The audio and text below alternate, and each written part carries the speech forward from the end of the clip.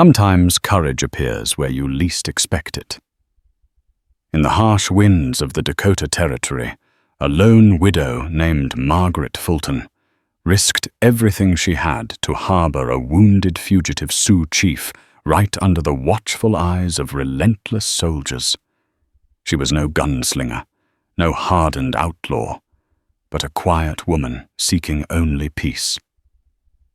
Yet fate thrust her into the center of a conflict as old as the frontier itself. In a land torn between settlers and native tribes, her single act of mercy would reverberate across prairies and mountain passes. This is the story of an unlikely bond, hidden secrets, and a perilous stand against impossible odds. The sun hung low in the sky over the Dakota Territory, casting fiery streaks of orange and pink over the distant Black Hills. Margaret Fulton stood by the worn fence that enclosed her modest ranch, the breeze blowing her dark hair across tired eyes. The year was 1877, a year after the Battle of the Little Bighorn shook the region. Tensions still simmered between the U.S. Army and the Sioux, who had been pushed from their lands time and again. Margaret's property lay a half-day's ride from Deadwood, perched on the edge of open country. She felt at ease in her isolation, comforted by rolling plains and the gentle murmur of the nearby creek. A widow, at 32 she had carved out a simple life with the help of a single farmhand, a grizzled older man named Ira Tabor, who had drifted west from Ohio after the war. Together they kept the ranch running, tending to a few cattle, a horse or two, and the modest vegetable patch that provided their sustenance. Margaret's husband, Robert Fulton, had fallen ill years ago. Though Margaret had tried to nurse him back to health, the harsh realities of frontier life had their own say. His death had left her lonely, but also fiercely independent. She had learned to manage on her own. Locals in Deadwood respected her resilience. Some offered help, some gossiped about the stoic woman who refused suitors and labored in solitude. Yet she never let their whispered judgments pierce her calm determination. But everything changed the day she heard horses thundering up the dusty road. Soldiers. The echo of hooves against hard-pan soil drew her attention and set her heart pounding. She had only seen cavalry detachments pass through a handful of times, and each occasion brought tension, as if the wind itself paused in their presence. She wiped her hands on her apron, braced herself, and stepped away from the fence. A trio of mounted soldiers trotted into view, dust swirling around their boots. Their uniforms bore the insignia of the 7th Cavalry, still reeling from the events of the previous year, though an untrained eye might never guess it. Leading them was Captain James Jim Collier, a square-jawed officer with keen grey eyes. Riding beside him was Sergeant Abel Hartman, whose somber expression matched the gloom that often fell upon men in these parts, and there was Private James Mulligan, a lean, freckled-faced man who looked hardly old enough to carry a rifle. Margaret kept her distance until Collier reined in his mare near the fence. She could smell the sweat of their horses and taste the dust that lingered in the air. Ma'am, Collier said, tipping his brimmed hat politely. "We're looking for a Sioux warrior, possibly injured. Goes by the name Greywolf, might be traveling alone." Margaret felt a quiver in her stomach. She had only heard rumors of a Sioux chief named Greywolf. Some said he had been a rising leader under Sitting Bull's broader influence. Others whispered that he was a fierce fighter who had survived the havoc at Little Bighorn. Either way, he was now a fugitive, wanted by the army for refusing to stay on the reservation and rumored to be leading raids against homesteaders. "I wouldn't know of that," Margaret replied, meeting Collier's gaze but keeping her voice steady. "Haven't seen anyone round here. It's just me, my farmhand and a few cattle." "You have a barn, ma'am?" the captain asked, eyes flicking toward the weathered boards of the structure behind her simple home. Margaret nodded. "Mind if we take a quick look?" The question was asked politely, but the set of his jaw indicated that refusal might provoke suspicion. She swallowed. On the surface, there was no reason to deny the search, but the tone and the way Collier stared made her uneasy. "I'll get Ira. He can unlock the barn if you like." Collier dismounted, and Private Mulligan followed suit while Sergeant Hartman remained astride, scanning the horizon. Margaret called for Ira, who emerged from behind the house carrying a small pitchfork. His posture tensed at the sight of the soldiers, a flicker of wariness crossing his weathered face. He nodded politely. With Ira leading them, they walked to the barn. Inside, the musty smell of hay and livestock greeted them. The barn was simple. 2 stalls, some hay bales stacked haphazardly, and a small loft used mainly for storage. Margaret could sense Collier's suspicion and the tension in Mulligan's uncertain stance, as though he dreaded every corner they might turn. They searched thoroughly, even peering into the rafters, but found nothing. Greywolf was not here, nor were there any footprints or fresh blood to suggest a recent hiding place. Relieved, Margaret exhaled softly. Collier stepped back outside, and the late afternoon sun caught the dust motes swirling around him. "We're riding north," he said, the dryness in his voice betraying a tinge of disappointment. "If you see anything at all, report it to Fort Meade or tell the authorities in Deadwood." Margaret nodded. "You'll be the first to know." The captain gave a curt nod, and the small cavalry unit trotted away, leaving only a cloud of dust in their wake. Margaret felt Ira's gaze on her. He raised an eyebrow in silent question. She shook her head. Nothing to say except a sense that changes were brewing on the wind, unstoppable as any frontier gale. A day slipped by without further disturbance. Margaret assumed the soldiers had moved on, continuing their search. She and Ira went about their work, mending fences, caring for animals, preparing for the harsh winter months that would soon descend upon the prairie. Yet she could not shake a lingering tension. The image of Captain Collier's stern face would not leave her mind. Late that evening after dinner, she stood at the small kitchen window. A soft moonlight bathed the ranch in silver. She was about to retire to her bedroom when she noticed a faint shadow flicker across the yard. Heart pounding, she blew out her lamp. In the dim moonlight, she could just make out a figure limping by the side of the barn. Quietly, she took up her late husband's revolver from the mantel and stepped outside. Every nerve in her body was on edge. Was it a thief? A soldier? She approached slowly, hearing ragged breathing. Rounding the corner of the barn, she raised her lantern and caught her breath. A tall native man leaned against the barn door, his clothing torn, his chest heaving. His long braided hair was caked with dust, and an arrow wound oozed blood beneath his shoulder. He looked at her with eyes dark yet piercing. Though she had never met Greywolf, the stories she'd heard about his height, his commanding presence, and the hawk-like intensity of his gaze told her who stood before her. Her first instinct was to call for Ira or raise the revolver. Yet she froze, heart hammering. He was clearly hurt, desperate, alone. The cavalry had been hunting him, and here he was on her land. He spoke in halting English, his voice raw with pain. "Hide me, please. They will kill me." Margaret stood rooted in place. The gun in her hand felt like lead, its weight almost unbearable. She was no friend to violence. She knew how the army treated those who refused to submit. And yet harboring a fugitive Sioux was a dangerous crime, treasonous in some eyes. And still she couldn't turn him away. Slowly she lowered the revolver. "Come inside," she said softly.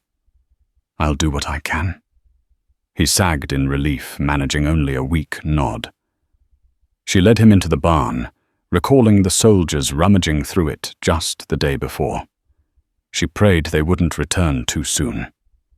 With Ira's help, she hoisted Greywolf into the loft, laying him gently on a bed of straw. She fetched water and clean rags, her heart pounding so fiercely she felt certain it would burst. Ira looked at her with unspoken questions as they worked to clean the wound. Finally, Greywolf passed out from exhaustion or blood loss. Margaret sat back on her heels, pressing a hand to her racing heart. She looked at Ira. His expression was troubled, but he voiced no objection. He, like her, had seen too many brutalities in his lifetime to deny a dying man aid, even if it meant taking on grave danger. "We'll keep him hidden," Margaret said quietly. "It's the right thing to do." Ira sighed and nodded, adjusting his ragged hat. "Let's just hope the army doesn't come snooping again." But deep down, Margaret felt a fear she hadn't known since Robert's final days. The mere presence of Greywolf in her barn was a tinderbox waiting for a spark. Morning sunlight filtered through the gaps in the barn's slats, illuminating swirling motes of dust.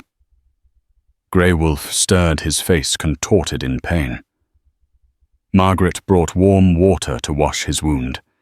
She had experience dressing injuries from her time caring for her husband, though she'd never treated an arrow wound. Carefully, she cut away the tattered clothing around his shoulder. The flesh was angry and swollen, but the arrowhead was gone, suggesting someone had tried to remove it in haste.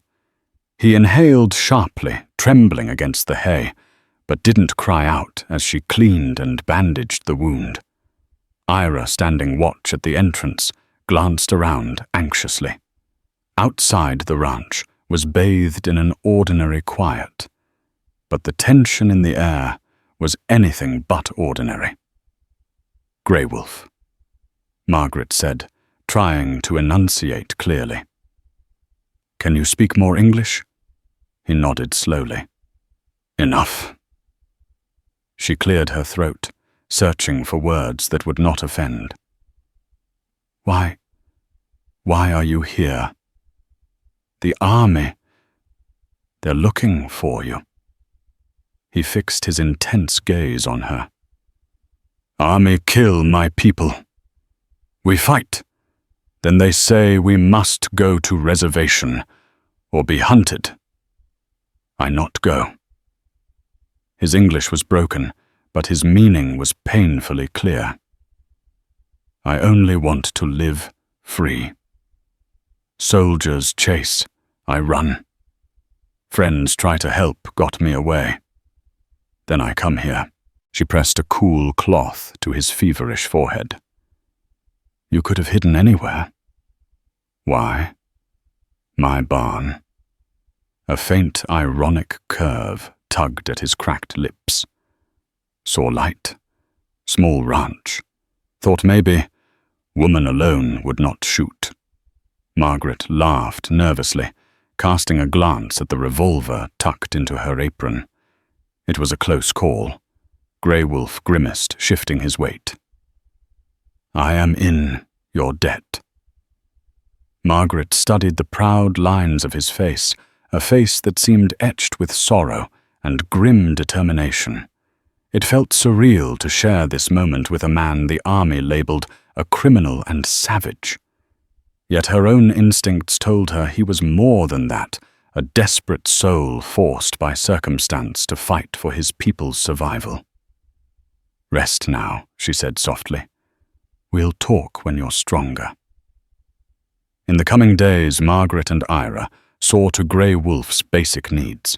She brought him food, salted meat, broth, bits of bread, and each time his gaze held gratitude. She noticed he used the small breaks in his pain to speak. He told fragments of his story, How he had grown up hunting buffalo on the plains. How he had once tried to negotiate peace with an officer named Colonel Gibbon. How he had lost family to disease after being pushed into the reservation system. These bits and pieces wove a tapestry of hardship and heartbreak that contrasted starkly with the army's portrayal of him as a violent renegade. Ira listened quietly, seldom offering comment. Margaret sensed turmoil in Ira as well, something deeper than fear of the army. Perhaps memories from his own youth from the Civil War, from a time when the line between law and brutality had blurred. She didn't pry. Everyone carried wounds on the frontier. They worked out a system. Margaret would check on Greywolf, discreetly keeping him hidden in the barn loft. Ira tended to chores, feeding the livestock, ensuring no neighbors wandered too close. At night, Margaret carried a lantern to the loft, sitting cross-legged on the hay to change Greywolf's bandages. Though conversation was clipped by the language barrier, a cautious bond formed. She found him to be gentle, despite his exhaustion, his eyes reflecting both sorrow and resilience. He in turn recognized in her a compassion that defied the animosities of their warring worlds. Their fragile peace lasted only a few days.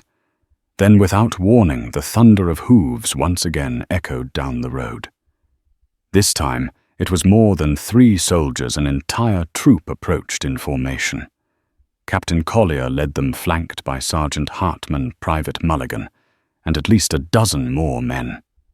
Dust whirled in their wake, settling over the ranch like a grim omen.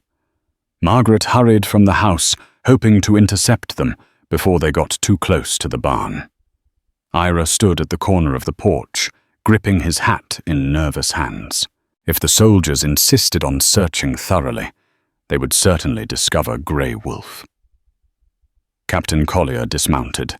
His expression was sterner than before. "Mrs. Fulton," he said, voice tight.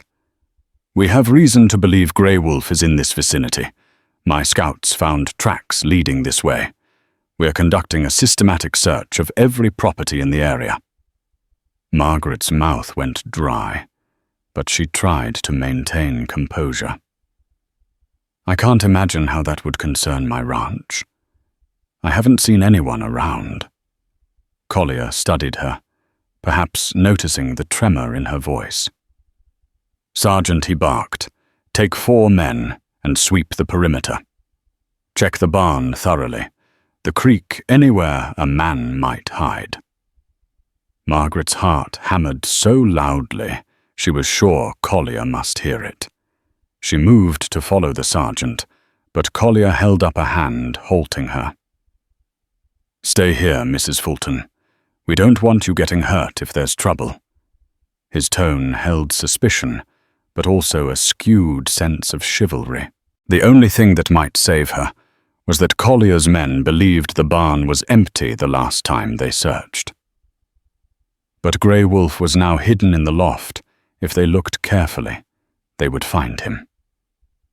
Margaret's gaze flicked toward Ira. He stared back, face pale, clearly unable to intervene. She felt powerless, pinned under Collier's scrutiny. The minutes dragged like hours as the soldiers trudged through her property. Then came the sound of shouts near the barn. Captain Collier tensed, reaching for the revolver on his hip.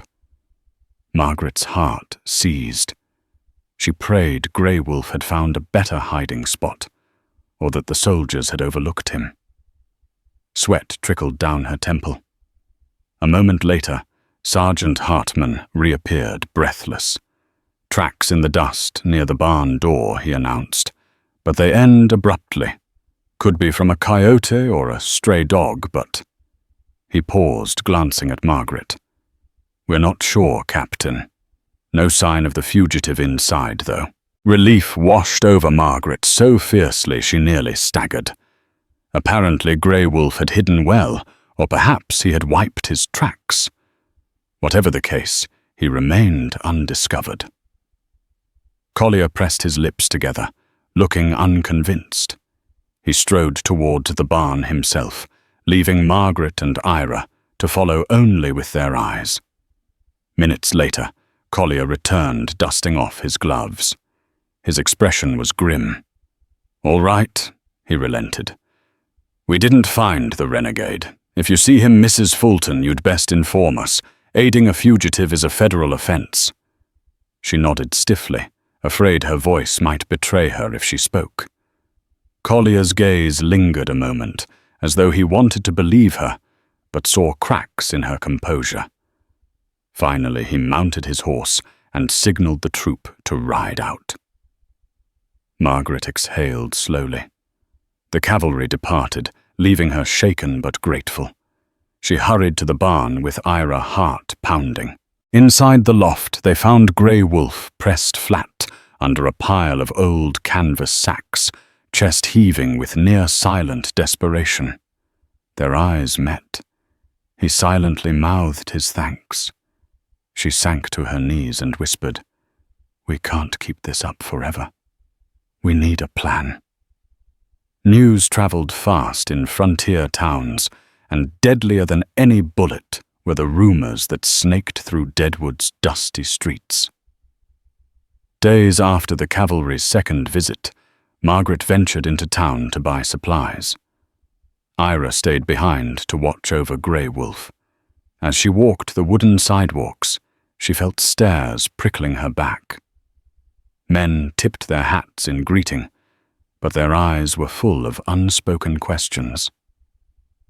At the general store owned by a portly man named Clarence Bell, she overheard hushed talk of Greywolf's escape. Some said he was hiding in the mountains. Others claimed he'd been spotted crossing into Montana. A few customers eyed Margaret curiously. She forced a polite smile, pretending ignorance. After gathering the items on her list, flour, coffee, medicines, she stepped outside and nearly collided with a wiry man named Gus Redding. Gus was known as a busybody, a gossip with a knack for prying into others' affairs. He gave her a toothy grin, tipping his hat. "Miss Fulton," he drawled, "heard the cavalry stopped by your place again?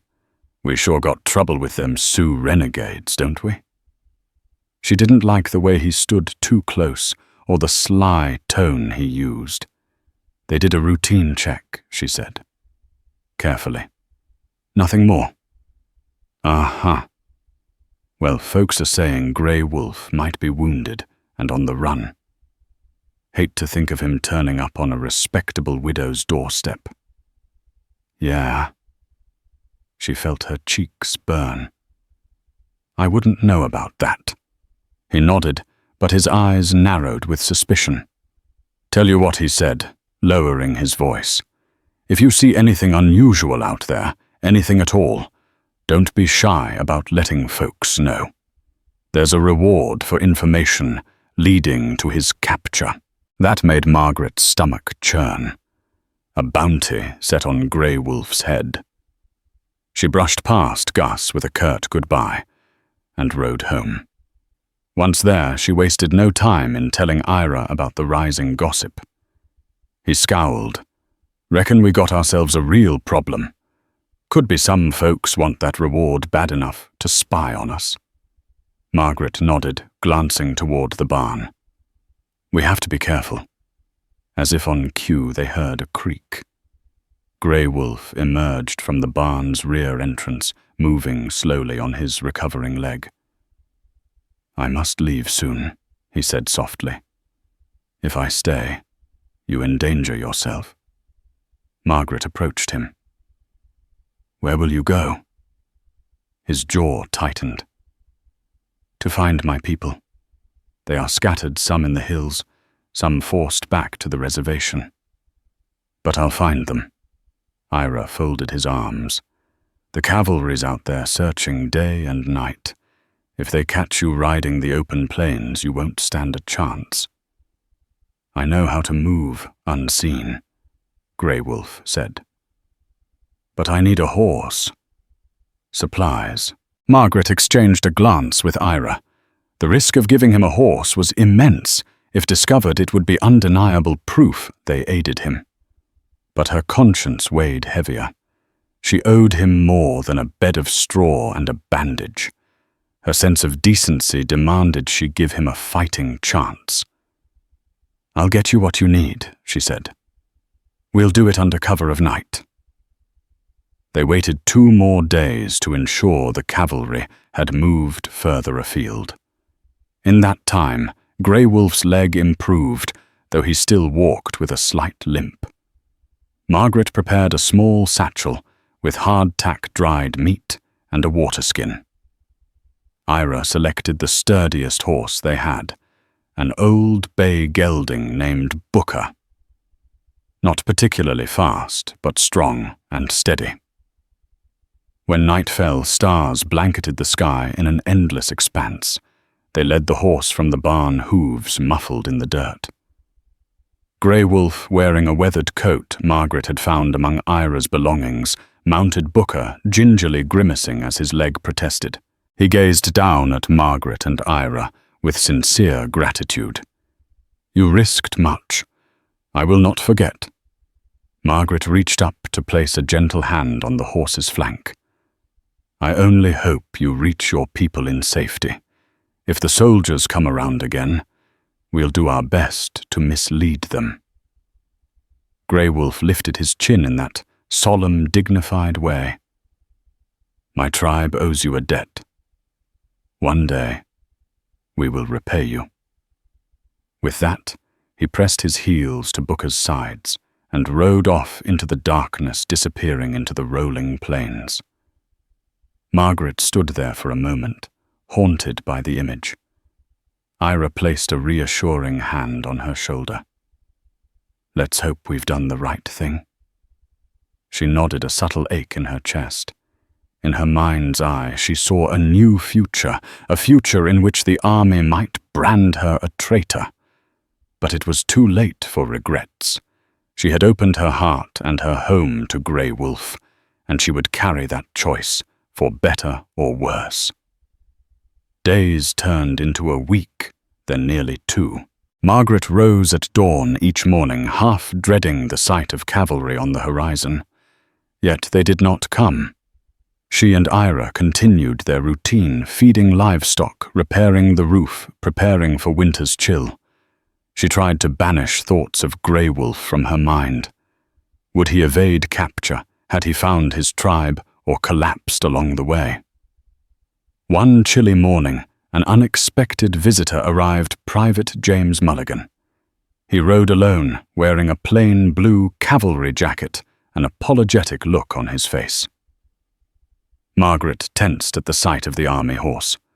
Ira, who was chopping wood, set down the axe and stood behind her, protectively. Ma'am Mulligan said, dismounting with a clumsy flourish. "I'm sorry to trouble you."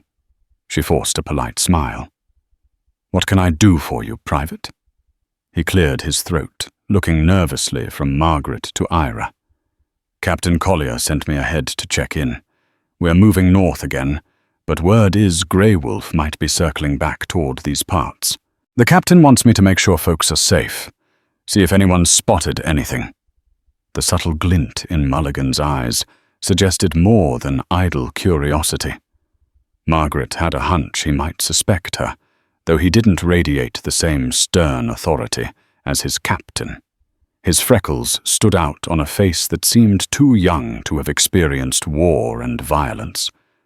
"No sign of him here," she said calmly. "I appreciate the army's concern." Mulligan shifted his weight, lowering his voice. "Ma'am, I overheard some talk in Deadwood. Rumors that you might have, helped Greywolf." Margaret's heart jolted, but she held her composure.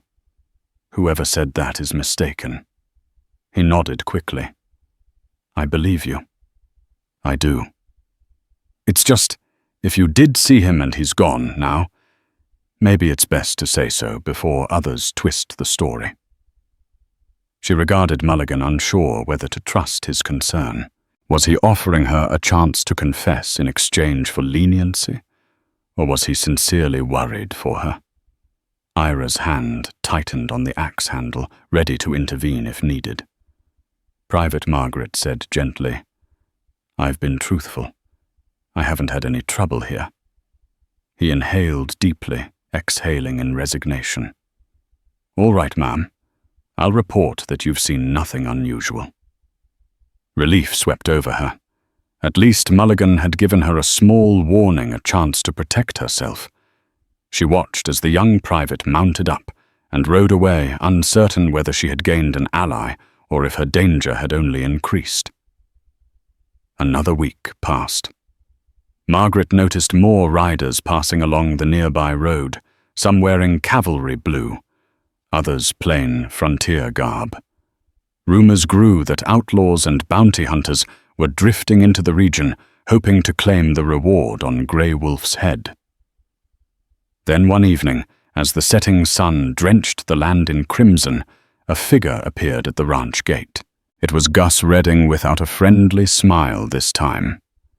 He had 2 men with him, both armed with rifles. Miss Fulton, Gus called, halting at the fence. "We'd like a word." Margaret stepped onto the porch, Ira close behind. She eyed the rifles nervously. "What is it, Gus?" He didn't bother tipping his hat. "Word is, you've been harboring Greywolf. The army's fixin' to crack down on folks who help him. You best come clean, or it'll be real bad for you." Her cheeks flamed with anger. "I don't know where you get your information, but it's a lie." Gus gave a wolfish grin. "Why don't we take a look around, just to be sure?" Margaret's pulse thudded.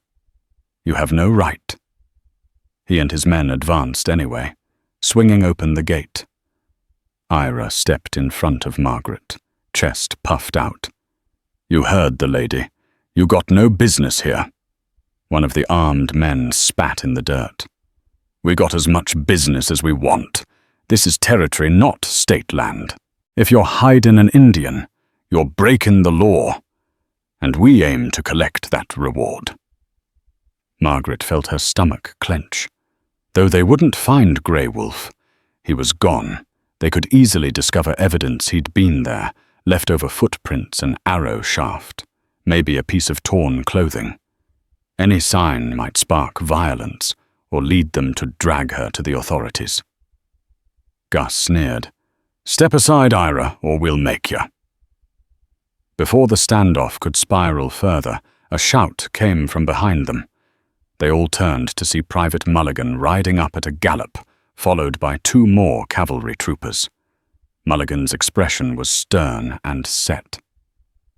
"That's enough," Mulligan barked, dismounting with surprising authority. "On whose orders are you trespassing here?" Gus stiffened, hand still on his rifle. "We're chasing a fugitive," he said, eyes darting to Mulligan's companions. "The army's paying for information, ain't they?" "That's not how it works," Mulligan retorted. "You can't just barge onto private property without cause. If Mrs. Fulton has the Sioux, it's a matter for the cavalry, not vigilantes." The tension hung thick as a thundercloud. Finally, Gus jerked his head, signaling his men to back off. "Just know we got our eyes on you, Miss Fulton," he said. "The truth always comes out." He spat in the dirt again, turned on his heel, and stalked away with his men. Margaret let out a breath she hadn't realized she was holding. She turned to Mulligan, both relieved and wary. "Thank you," she said. He nodded curtly. "This is bigger than you think, ma'am. With the bounty, all sorts of trouble will be coming your way. Just be careful." She offered a faint smile. "I appreciate your concern." Mulligan mounted up again, tipping his hat. He and the 2 troopers rode off, leaving the dusty yard silent once more. Ira turned to Margaret, shaking his head. "That was too close." She closed her eyes. "I know. I only hope Greywolf is long gone from these parts," before someone gets hurt. Autumn turned the grasslands golden. The nights grew colder, winds sharper. Margaret and Ira worked tirelessly, gathering firewood, salting meat, and storing enough provisions to last through winter snows. Yet a gnawing dread shadowed every chore, fed by the knowledge that men like Gus Redding were prowling for any sign of wrongdoing. Then, as if summoned by the rising tension, a new calamity struck. In the dead of night, a knock sounded at Margaret's door. She lit a lantern and opened it, revealing a soldier wearing a torn uniform, his eyes wild with fear. Blood stained his sleeve. He wobbled on his feet. "Ma'am, please. We were ambushed." Margaret helped him inside, calling for Ira. They eased the soldier onto a chair. He grimaced in pain as he spoke. "We were out on patrol, near the creek. A band of Sioux attacked us. Killed the sergeant. I barely escaped." He clutched Margaret's arm. They might be heading this way. Her blood ran cold. Had Greywolf returned, or was this a different band of Sioux lashing out in desperation? The soldier drew a raspy breath. "Name's Private Leroy Belt. My unit. We need help." Margaret pressed a clean rag to his wound. "We'll do what we can. Where are the rest of your men?" "Scattered or dead," he gasped. "Captain Collier will be sending reinforcements, but they'll be late. If the Sioux come here, you need to run." Ira frowned. "We can't just leave the ranch." Private Belt's eyes fluttered. "Then you might have to fight." Margaret glanced at her husband's old rifle, leaning against the wall, her heart pounding at the idea of using it. She wasn't a fighter, but the frontier rarely gave choices. "Lie still," she said, trying to steady her nerves. "We'll see to your wound." As she cleaned the gash, she couldn't help recalling Greywolf's gentle gratitude. Would he really lead an attack on a homestead? Or was this a different group of Sioux, entirely a splinter faction, driven by desperation? With Belt stabilized, Ira lit more lanterns to keep watch on the yard.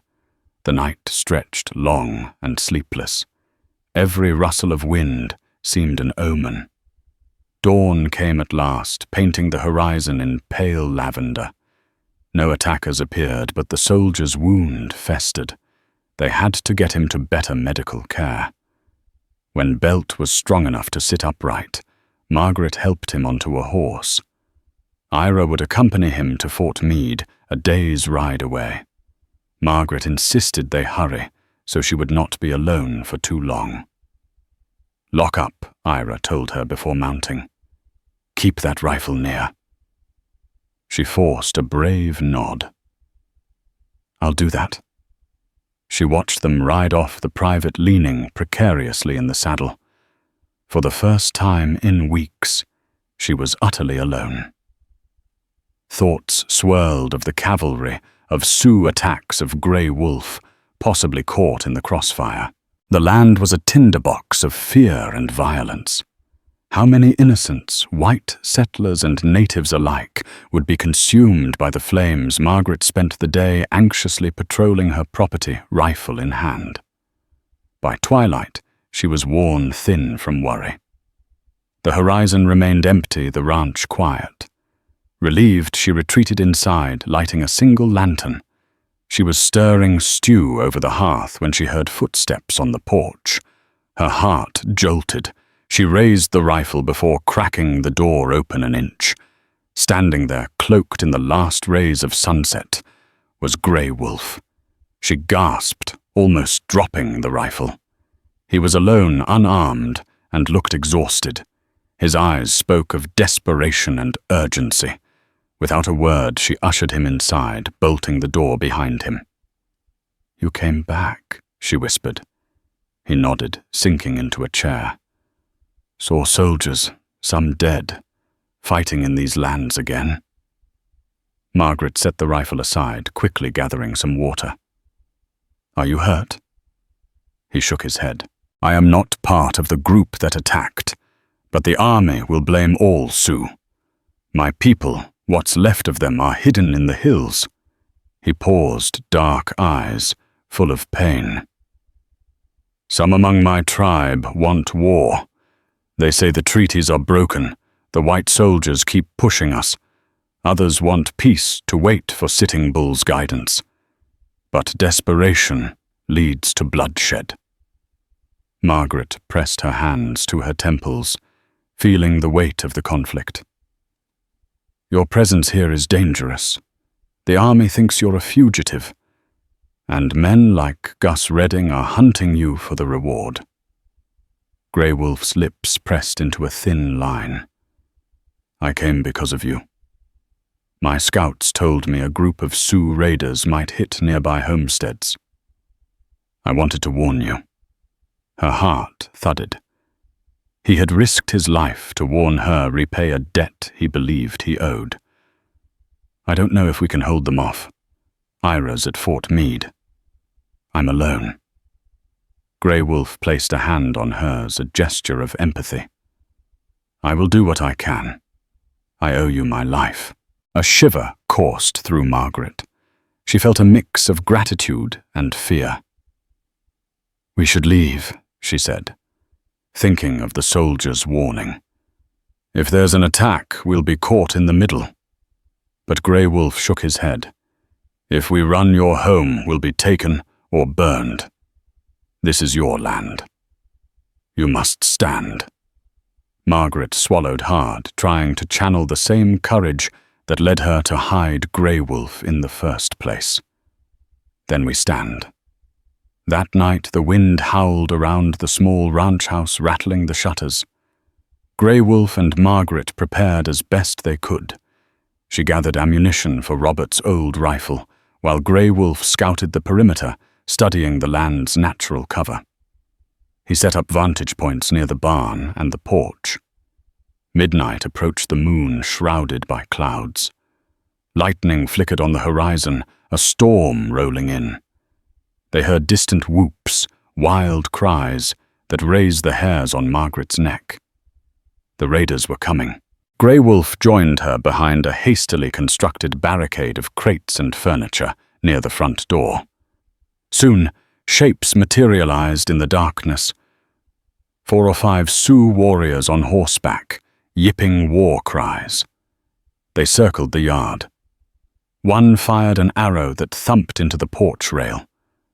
Margaret flinched, but held her breath, clutching the rifle.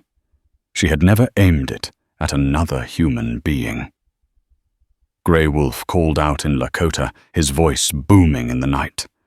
Though Margaret couldn't understand the words, she sensed he was urging them to leave. A tense silence followed. Then the warriors shouted back, the tone furious. Shots rang out. Margaret felt the whine of bullets pass overhead. Greywolf raised a revolver, likely taken from a fallen soldier, and returned fire into the air, as if to warn them. But one warrior charged spear glinting in the lightning flash. Greywolf fired again, the horse rearing. The warrior tumbled to the ground with a cry. Another arrow whistled toward them, embedding in the door behind Margaret. Terror clutched her heart. She found herself pulling the rifle's trigger, though she barely aimed. The shot exploded in the night, uncertain if it hit anything. The attackers scattered, regrouping under the cover of darkness. For a moment, the yard was eerily still, only the thunder rolling in the distance. Greywolf whispered urgently, "They will come again from another angle. We must hold them off until dawn or until soldiers arrive." Margaret's pulse hammered. She prayed Ira might return soon, with reinforcements from Fort Meade. Her prayer was half answered by a new sound, the thunder of hooves from the southern road. Lanterns and torches bobbed in the darkness as riders approached, but these newcomers were not cavalry. She squinted through the gloom and realized with dread it was Gus Redding and his men likely drawn by the gunfire. A chaotic three-way standoff erupted in the yard. The Sioux raiders, seeing the new arrivals, shifted to engage them. Gunshots and war cries mingled in the swirling dust. Gus recognized Margaret's presence on the porch, cursing her name. Shots tore through the night. One of the raiders toppled from his horse, while one of Gus's men shouted in pain. Margaret crouched low, adrenaline surging. This was madness, a swirling maelstrom of fear and hatred with her ranch at the center. Greywolf fired carefully, picking off one of Gus's men who had taken aim at the house. Gus ducked behind the water trough, returning fire. Lightning flashed overhead. Rain began to pelt the ground, turning dust to mud. The raiders, outnumbered, seemed to waver. Greywolf called to them again in Dakota, urging them to retreat. They fired a few more arrows, but the onslaught from Gus's rifles forced them to pull back. With furious shouts, the riders galloped away into the darkness. Now all that remained was Gus Redding's men, battered and vengeful. Gus spotted Greywolf's silhouette, his face twisted in a snarl. There he is. The bounty's ours, boys. Margaret's rifle clicked empty. Her shaking hands fumbled to reload as Gus and two remaining men advanced. Greywolf aimed his revolver, but found only one bullet left. Lightning illuminated Gus's face, contorted with greed and hatred. Suddenly, whooping cries cut through the storm from the north side. More riders poured in this time, definitely Sioux. Margaret's heart leaped, expecting another wave of attackers.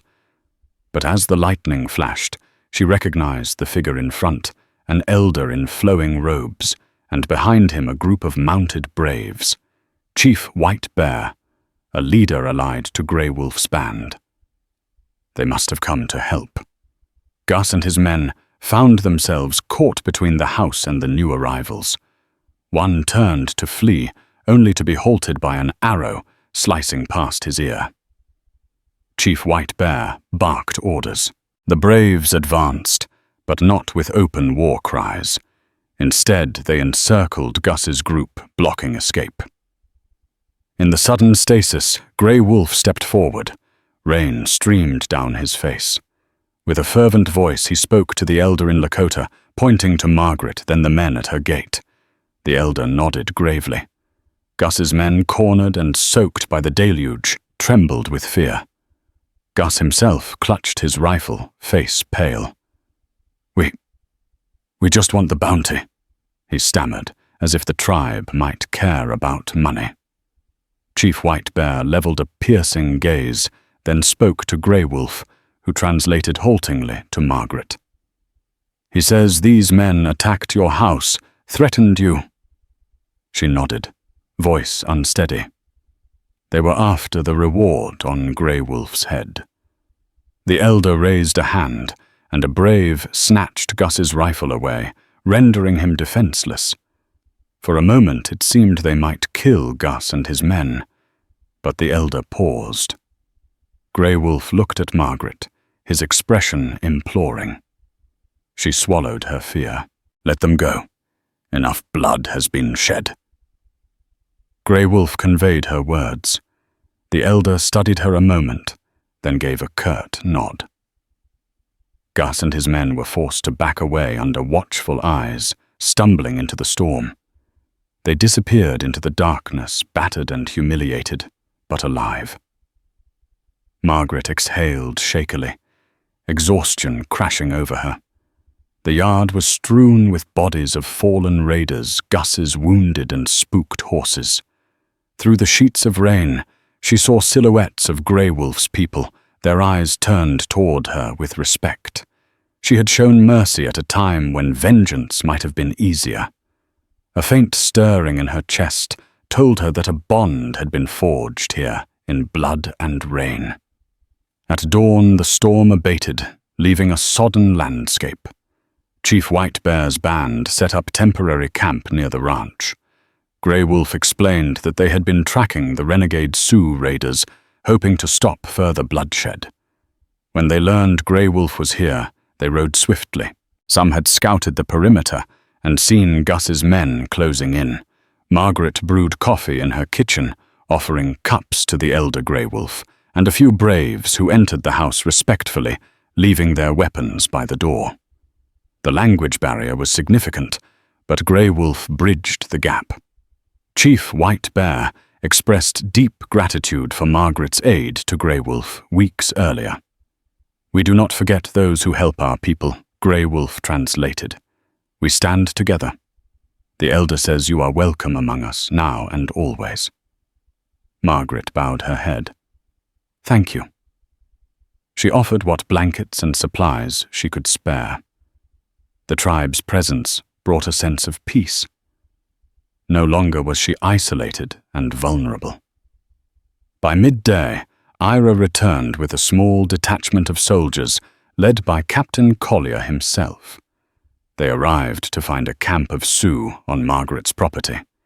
Tension spiked anew, rifles bristling on both sides. Margaret quickly intervened, explaining the events of the night: the attack by renegade Sioux, the arrival of Chief White Bear's band, who protected her from Gus Redding. Collier looked skeptical, his eyes flicking to Greywolf, whom he recognized immediately. "You're telling me Greywolf saved you from another group of Sioux?" Collier asked, voice rife with disbelief.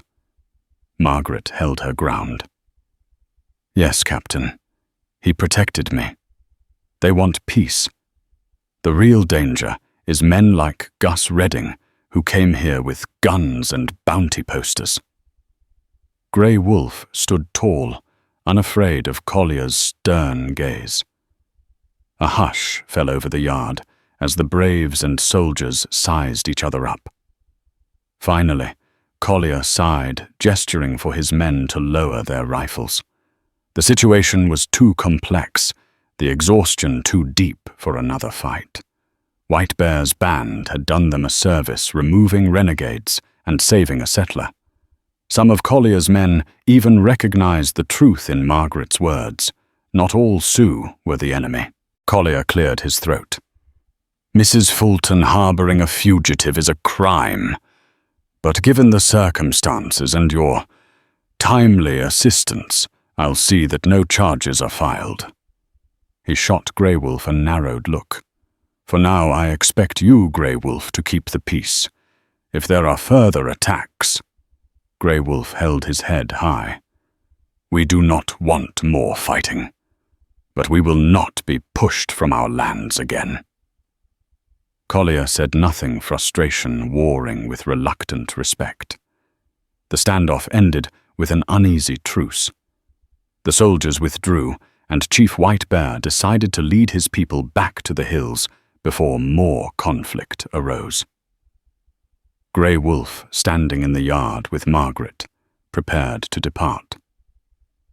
Before leaving, he pressed a small beaded bracelet into Margaret's hand, the intricate patterns representing protection and gratitude. "You risked everything for me," he said. "My tribe repays this debt. Should you ever need us, show this token to any Dakota who knows of Greywolf or White Bear, and they will help you." Margaret's throat tightened with emotion. "Thank you." She watched as the Sioux riders faded into the distance, the early winter sun gleaming off their braided hair. She felt no regret for her actions, only a strange sense of hope that perhaps one day the territory might see peace. Weeks passed. Snow blanketed the plains in a hush of white. Margaret continued her routine, caring for the ranch, mending fences and hauling firewood. Ira, who had seen enough violence for a lifetime, quietly marveled at how the events of that stormy night had shifted the landscape. The army's tension with the Sioux remained, yet a fragile recognition existed that not all encounters needed to end in bloodshed. Captain Collier visited once more, checking on Margaret under the guise of official duty. He remained formal, but she sensed the question unasked. Why do you trust these people? These so-called enemies? She had no simple answer, only that she saw humanity in Greywolf's eyes. Gus Redding vanished from the region, rumor claiming he'd fled after the fiasco at Margaret's ranch, with no bounty to collect and little to gain. His presence was no longer welcome in the area.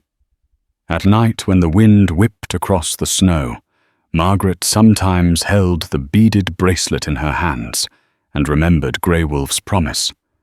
The bond they forged in secret, tested by violence and sealed by kindness, lingered beyond the boundaries of the ranch.